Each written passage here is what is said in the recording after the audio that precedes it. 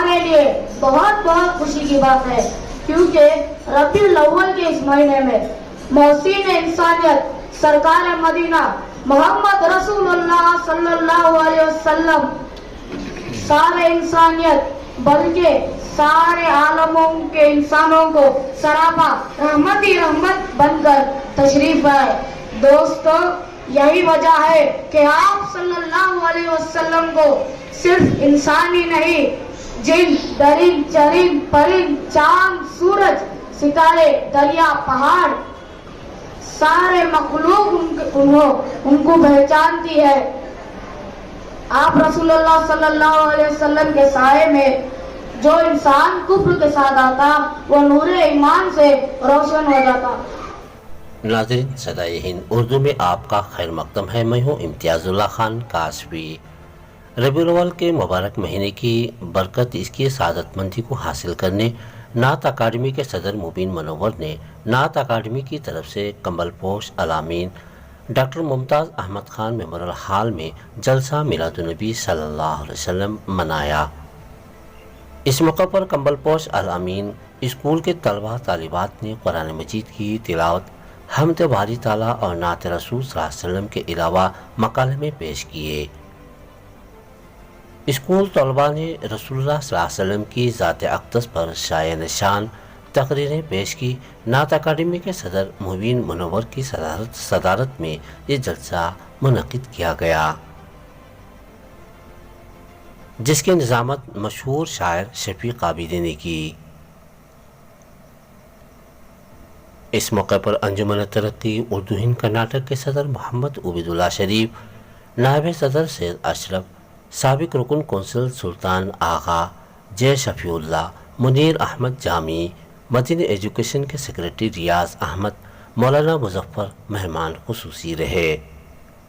اس جلسے میں اسکول طلباء کے والدین کثیر تعداد میں موجود رہے۔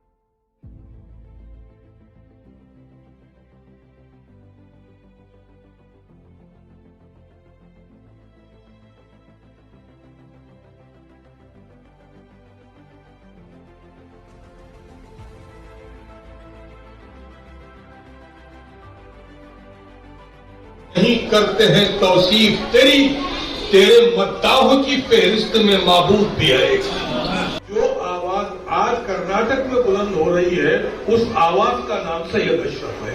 اگر یہ کہہ دیا جائے تو غلط نہ ہوگا، لہذا میں ان سے گزارش کرتا ہوں کہ وہ اپنے خطاب سے نوازیں۔ محترم سید اشرف صاحب۔ ناظرین، ملک کے موجودہ حالات کے پیش نظر بے باک ہو کر اپنی آواز کو بلند کرنے والے سابق وزیر اعظم وی پی سنگھ کے پرسنل سیکریٹری سید اشرف نے مسلمانوں کی بے بسی اور مسجدوں کو ڈھائے جانے پر خاموشی پر سوال اٹھایا۔ اس موقع سے انہوں نے رسول اللہ صلی اللہ علیہ وسلم کے بتائے راستے پر چلنے، ان کے احکامات کی پابندی کرنے اور نماز کا اہتمام کرنے کی نصیحت کی۔ اس مبارک موقع سے سید اشرف نے اسکول طلباء اور والدین سے مخاطب ہو کر اپنی تقریر میں کہا کہ اپنے بچوں کے متعلق مکمل حالات کا اپنے پاس جائزہ رکھیں۔ ہمارے مساجدوں پر ظلم ڈھایا جا رہا ہے، ہمارے گھروں پر بلڈوزروں سے حملے کیے جا رہے ہیں۔ یہ کوئی عام آدمی نہیں کر رہا ہے، بلکہ حکومتیں کروا رہی ہیں اور کر رہی ہیں، اور ہم خاموش بیٹھے ہیں۔ ہم خاموش بیٹھ کر کب تک تماشائی بنتے رہیں؟ ہم مایوس کیوں ہیں؟ میں یہ نہیں کہہ رہا ہوں کہ آپ لوگ جو ہے نا باہر جا کے گڑبڑ مچاؤ یا گڑبڑ کرو، مار توڑ کرو، میں یہ نہیں کہہ رہا ہوں۔ سب سے پہلے ہم لوگوں کو، یہاں تک یہ بچوں کو میں کہہ رہا ہوں کہ ہم لوگوں کو جو ہے حضور اکرم صلی اللہ علیہ وسلم کی نقش و قدم پر چلنے کی ہم لوگوں کو عادت ڈالنا ہے. ان کے سکھائے ہوئے، ان کے دکھائے ہوئے راستے پر چلنے کی کوشش کرنا چاہیے، اور اسلام کی رسی کو بالکل مضبوطی سے جب تک ہم تھامیں گے نہیں، ہم اسی طرح سے پھرتے رہیں گے. اسلام نے آپ کو ایک راستہ دکھایا ہے،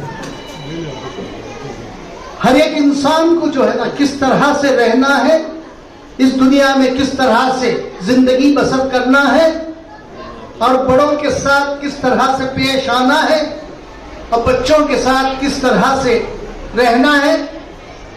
یہ سب ہم لوگوں کو اسلام نے سکھایا ہے. آج ہم اسلام کو چھوڑ دیے ہیں.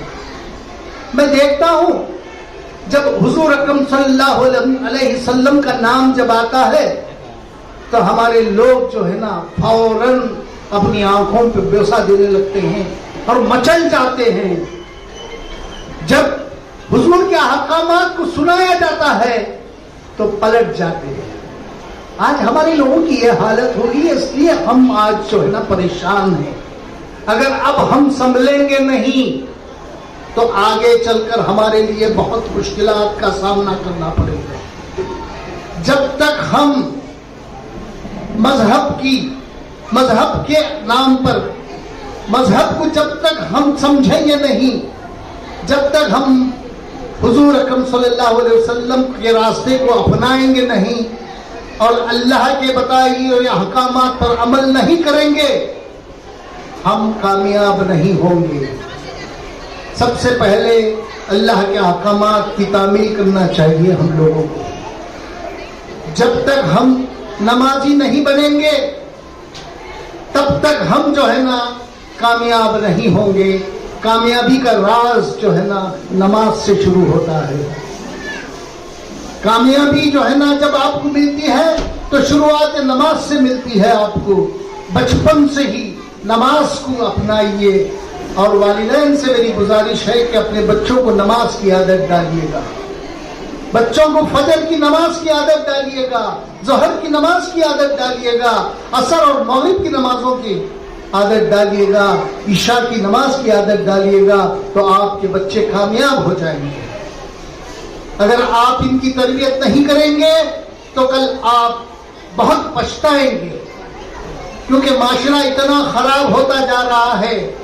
باہر جو ہے نا مسلمانوں پر ظلم ڈھایا جا رہا ہے. یہ ظلم اس لیے ڈھایا جا رہا ہے، ہم کمزور ہیں اس لیے نہیں ہے، ہم ایمان کی دولت سے دور ہوتے جا رہے ہیں، اس لیے ہمارے اوپر ظلم ہو رہے ہیں. ہمیں چاہیے کہ حضور اکرم صلی اللہ علیہ وسلم کے نقش قدم پر چل کر انہوں نے جو راستہ ہمیں دکھایا ہے اس پر ہم چلنے کی کوشش کریں گے تو یہ جتنے بھی ہمارے اوپر مشکلات آ رہے ہیں وہ سب جو ہے نا اللہ تعالیٰ اپنے رحم و کرم سے اس کا حل فرما دے گا. اس کا آپ لوگ خیال رکھیں اور آج سے ہی جو ہے نا حضور کے راستے دکھائے ہوئے راستے پر چلنے کی کوشش کریں. اور دنیا سے ڈرنے کی کوئی ضرورت نہیں ہے. آپ صرف اللہ سے ڈرنے والے ہیں، اللہ کے سوا آپ کو کسی سے ڈرنا نہیں ہے. مسلمان جو ہے نا کسی سے ڈرتا نہیں ہے، تاریخ گواہ ہے. آپ وہ تاریخ بننے کی کوشش کریے گا، اس کو دہرائیے گا. جب تک آپ اس کو دہرائیں گے نہیں آپ کامیابی آپ کے قدم نہیں چھومے گی.